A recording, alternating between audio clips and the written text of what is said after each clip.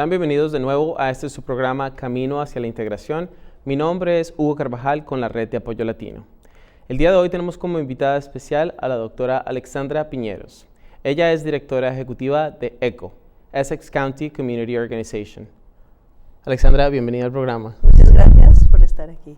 Bueno, pues hay muchísimo de qué hablar, porque tú tienes como 3 décadas de trabajo defendiendo a los inmigrantes, defendiendo causas de tipo social, de equidad, de igualdad. Así que esta media hora no nos va a alcanzar, pero bueno, vamos a hacer lo mejor que podamos. Muy bien. En cada programa nos gusta preguntarle a nuestros invitados cómo están acá en los Estados Unidos por parte de su herencia, si nacieron acá o cómo llegaron acá, y cuál es tu herencia cultural. ¿Nos puedes contar, por favor? Sí, mucho gusto. Gracias por la invitación. Mis padres son de España y de Portugal, y yo nací en España, en Valencia, y ellos son artistas. Y entonces mi padre, en esa época, en los años 60, hacía una arte científica, y tuvo una invitación del museo en Washington, D.C., el Smithsonian. Y con esa invitación, cuando fueron a aplicar para una visa, fue algo raro. Y por muchos años, cuando empecé a trabajar en esta profesión, pensaba, tal vez mis padres no me dijeron exactamente la verdad, porque siempre desde pequeña supe que les ofrecieron una tarjeta verde. Yo, cuando empecé a aprender las leyes de inmigración y qué difícil es conseguir una tarjeta verde, entonces empecé a pensar por qué. Y cuando estaba trabajando en Caridades Católicas, la abogada, cuando me preguntó cómo llegaste, yo le dije, no, les dieron un green card porque tienen una exhibición en Washington. Y me dijo, ¿qué año fue eso? Y yo dije, el año 68. Y dijo, es porque en los años 50 y 60, después de la Segunda Guerra Mundial, Estados Unidos reclutaba a científicos, a personajes en las artes, en la música, y entonces era una categoría que era gente de importancia científica o cultural para Estados Unidos. Qué bien. Y así fue. Y esos fueron los últimos años que dieron esa visa.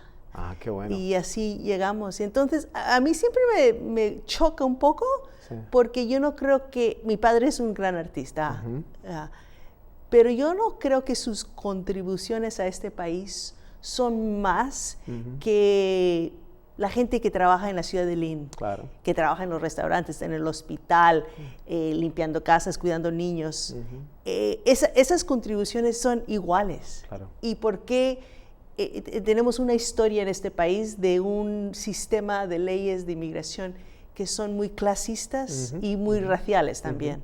¿Y algún progreso del que se ha hecho en los últimos años que se ha tenido, se quiere ahora como devolver a inclusive a leyes migratorias más discriminatorias, más clasistas, como dices?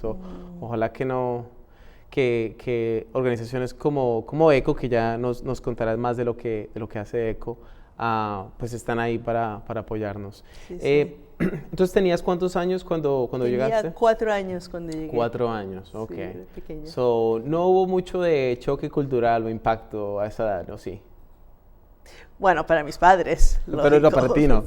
Para mí no, pero nos mudábamos mucho porque mi padre siempre estaba buscando trabajo. Entonces, desde kinder hasta terminar high school, fui a 9 colegios. Y como siempre éramos la familia, nos mudábamos, entonces por mucho tiempo, mi niñez y juventud, nunca puse raíces en ninguna parte. Entonces, gracias a ellos, que siempre decían, mi padre decía, a mí me hablan en cristiano, o sea, en español. Y entonces, por eso hablo español, no muy bien, pero lo hablo. Y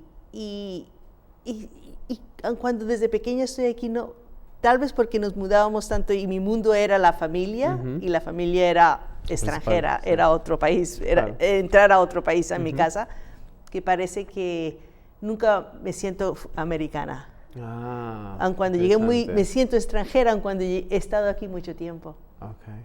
Ahora, nos encantaría, Alexandra, si nos puedes contar, nos acabas de decir que hubo mucho movimiento, se mudaron mucho, pero ¿cómo hiciste para la parte de la educación? Porque claro, tú eres bilingüe, nativa en los dos idiomas, pero ¿cómo fue tu carrera educativa? Sí. Pues mis padres, los dos son intelectuales, mi madre es poeta, escritora, y entonces hubo siempre un énfasis muy grande en los estudios, en la educación. Nos mudábamos con frecuencia y son artistas, entonces siempre vivíamos con ingreso bajo, pero lo que sí teníamos, no teníamos dinero, pero teníamos muchos libros. Una vez mi hermano y yo contamos, creo que era casi 80 cajas de libros. Wow. O sea, muchos libros.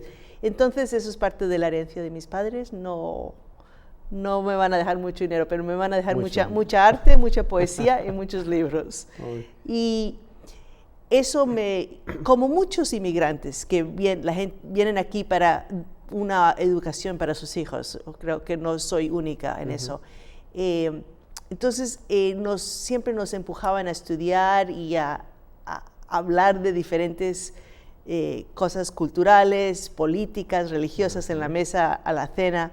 Y cuando estaba terminando high school, ellos, aun cuando tenían bastante educación, no conocían el sistema universitario de este país. Y habíamos en esa época, nos habíamos mudado a un lugar muy pequeño en Pennsylvania y no era un colegio con muchos recursos. Entonces, la oficina que ayuda a los jóvenes a pensar de la universidad, de verdad no ayudaban mucho. Entonces, yo creo que tal vez hubiera podido ir a una universidad con mucho prestigio, pero no. Pero lo que sabía, como era española, es que los jesuitas son buenos educadores. Claro. Entonces, y también no me querían, como era hija, que me fuera lejos. Muy lejos. Y eso. Como buenos hispanos. Sí, eso. Y de hecho, estuve un año y después ellos se mudaron a la ciudad para que yo viviera con ellos. Pero era una universidad jesuita en Pennsylvania, en donde estudié. Y yo creo que como muchos inmigrantes, ¿verdad? Vamos aprendiendo y al momento que tenemos más conocimiento, lo agarramos. Claro. Entonces, llegué allá y al momento oí que había un programa de honores y agarro. Siempre quiero aprender más. Siempre sigo, aun cuando tengo doctorado, sigo siempre queriendo aprender más. Y yo creo que la gente que llega a este país es porque somos así, ¿verdad? Sí. Queremos avanzar. Y cada persona tiene diferentes oportunidades para hacerlo, pero tenemos eso en común, que todos queremos avanzar como personas, como familias. Entonces, también suena como que tu familia te dijo mucho, te repitió mucho lo de la importancia de apreciar tu cultura y tu herencia, ¿verdad? Sí, porque tú dices que has entrado a tu casa y no era otro país. Los Estados Unidos de América, era otro país. Y entonces, eso es algo que tú crees que se sigue promoviendo dentro de nuestra comunidad inmigrante, que las familias siguen diciendo, mira, no olvides de quién eres, de dónde venimos nosotros. Seguro que hay excepciones, pero yo lo veo con mucha frecuencia. ¿Para qué no sirve solamente eso? La comida, pero el calor humano, la amistad, las culturas, las festividades. Yo creo que sigue siendo muy parte de definitivamente la primera generación. ¿Y eso para qué nos sirve? Porque hay personas allá afuera que dicen que no nos queremos integrar, que los latinos hablan solamente español, tienen su comida, sus canales de televisión. Yo creo que es sumamente importante. Yo creo que es una cuestión de poder. Cuando uno llega del extranjero, aun cuando tenga uno educación como mis padres, es algo muy diferente, es casi otro planeta, ¿verdad? Y las familias generalmente no tienen el sistema o una red de gente con privilegio y con poder, como tienen ya los inmigrantes que están aquí sin 3 generaciones, 2, 3, 4 generaciones. Ya ellos tienen privilegio y poder. Sí. Y entonces, la cultura que traemos con nosotros nos da poder en el sentido de que nos da, ¿cómo se dice? Belonging. Pertenencia. Pertenencia. Y eso es sumamente importante para el humano. Entonces, yo creo que es lo que nos da estabilidad y poder. Claro, para poder agarrar lo que está hablando después, agarrar y avanzar, tenemos que tener una fundación. Porque si no es como tierra, ¿cómo se dice? Quicksand. Como arena movediza. Arena movediza, que no tienes en dónde ponerte. Claro. Y eso es nuestra fundación. En donde tenemos una piedra y yo creo que tenemos mucho de nuestros países, ¿verdad? De Latinoamérica, de Europa, de donde sea, que nos da algo estable para poder avanzar y tirarnos, porque si estás en arena movediza no puedes. No, nos hundimos. Te hundes. Claro que sí. Ahora, no me cabe la menor duda de que, por lo que me has dicho y por el trabajo que haces, que tú piensas que las migraciones en general, de Latinoamérica o de otros sitios, tienen un efecto positivo en el país. ¿Estoy en lo cierto? ¿Piensas eso? Absolutamente. Sí. Ahora, sé que estuviste parte en el equipo de diseño del gobernador Deval Patrick de la Agenda para Nuevos Americanos. Entonces, ¿qué recuerdas que fue los mayores éxitos que tuviste en ese trabajo de nueva agenda para nuevos americanos? ¿Y qué cosas faltan todavía por hacer? Muy bien. Entonces, esto fue una iniciativa, una orden ejecutiva que firmó en julio de 2008, me parece, 2008 o 2009. Y el gobernador tenía la intención de que se desarrollara una pólice para ayudar a los inmigrantes a integrarse. Pero quiero distinguir integración con asimilación. Asimilación, ajá. O sea, me gusta mucho la pregunta, yo creo que tienes mucha sabiduría, de que tenemos, al integrarnos, tenemos que traer lo que nos da, es una riqueza, es una herencia, es nuestro poder.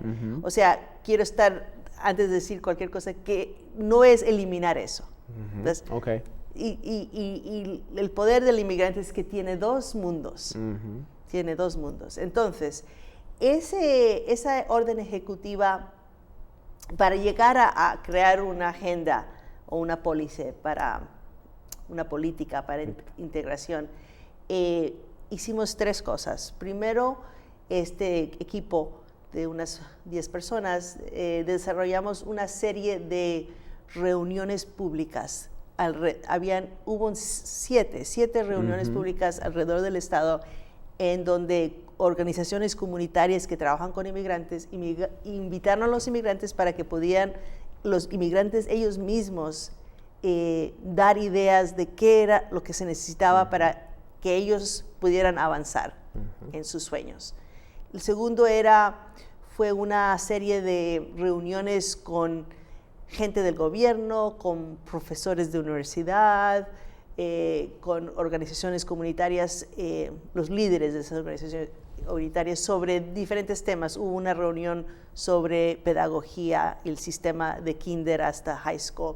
Hubo una sobre educación para adultos, inglés y entrenamiento. Hubo una sobre seguridad con la policía local, estatal. Hubo otra con profesionales del sistema de salud de la ciudad, del estado, etc. Y estos grupos dieron recomendaciones. Y el último fue hacer un estudio de todas las investigaciones que se han hecho sobre esos temas. No solamente aquí, pero a través de todo el país. Y el equipo después cogió toda esa información, todo ese conocimiento, y desarrollamos una propuesta de 107 recomendaciones en cada área. Una de las que habíamos oído más frecuente en los las reuniones públicas fue las licencias para manejar. Muy importante. Y nosotros pensamos que el gobernador Deval Patrick, bueno, lo dimos a él, pero era para que él firmara, entonces estábamos asegurados de que él iba a hacer algunos cambios. Pero no, lo dejó intacto, como se lo dimos, y lo firmó así. Y eso fue lo de las licencias, fue lo más importante. Yo creo que fue un proceso interesante porque la voz de los inmigrantes pudo ser integrada en la política. Claro. Eso fue para mí, porque trabajo para la democracia, pero desafortunadamente fue durante el tiempo de que hubo el crisis económico claro. de las hipotecas. Entonces, los recursos del Estado habían bajado, entonces muchas de las propuestas no se pudieron llevar a cabo, pero algunas sí se han hecho. Y este gobernador, no estoy segura de su compromiso a la comunidad inmigrante. El actual gobernador. Sí. Ahora me gustaría que hablemos de dos conceptos. Ambos los mencionaste ya, pertenencia, uno, y el otro, poder. Comencemos con el de pertenencia. Decías que sentirse uno bienvenido, que pertenece, acogido, es importante también en este país, ¿cierto? Muchas veces en nuestras comunidades hay rechazo hacia las comunidades inmigrantes, en la sociedad receptora, en la sociedad mainstream americana. Y hay mucho pesimismo hoy en día, hay mucho miedo allá afuera, tú lo sabes. El trabajo que, por ejemplo, haces y sé que nos vas a hablar, es alrededor de eso, de que la gente se une y no tenga miedo, pero no es fácil porque estamos ahorita bajo un liderazgo en la administración federal que nos manda mensajes que son pesimistas. ¿Qué nos aconsejas para sobrepasar estos miedos y este pesimismo? Yo creo que el inmigrante, parte de la razón que los inmigrantes estamos aquí, es que la mayoría, no todos, pero la mayoría ha oído sistemas políticos que no han sido muy buenos para la familia, ¿verdad? Yo creo que es rara la persona que se va de su país sin saber si va a poder volver a regresar a ver a su familia. La gente se inmigra porque no hay más, no hay más que hacer. Y eso es algo que hablo mucho con el pueblo americano, de que es muy difícil inmigrar y que es lo último, ya has tratado todo. Entonces lo que estamos huyendo, tenemos experiencia de gobiernos antidemocráticos, de gobiernos fascistas. Y entonces yo creo que eso es para donde vamos aquí. Y yo creo que el inmigrante tal vez es el que tiene más sabiduría de cómo resistir, cómo sobrevivir, y que también todo cambia. Tras el tiempo hay cambia. No, esto no es para siempre. No es que, y yo creo que aun cuando estamos viendo la destrucción de esta democracia, personalmente es lo que yo creo, todavía está intacto lo de que es 4 años. Yo creo que sería muy difícil, y ya lo hemos visto en muchos países, que el presidente no se va, pero yo creo que sería muy difícil para Trump hacer eso. Todavía tenemos suficientemente las estructuras permanentes que en 4 años va a ser diferente. Sí, bueno, gracias por eso, Alexandra. Ahora, hablemos un poco sobre lo que es la participación de las comunidades inmigrantes en la toma de decisiones, por ejemplo, ¿cierto? Usualmente las comunidades inmigrantes están ausentes en esa toma de decisiones. Por ejemplo, me gustaría que hablemos sobre lo que es la representación en comunidades similares a Lynn o a Lawrence, las cuales son mayoritariamente minorías, esas poblaciones, pero que, por ejemplo, en aspectos como en la política o en el sistema escolar,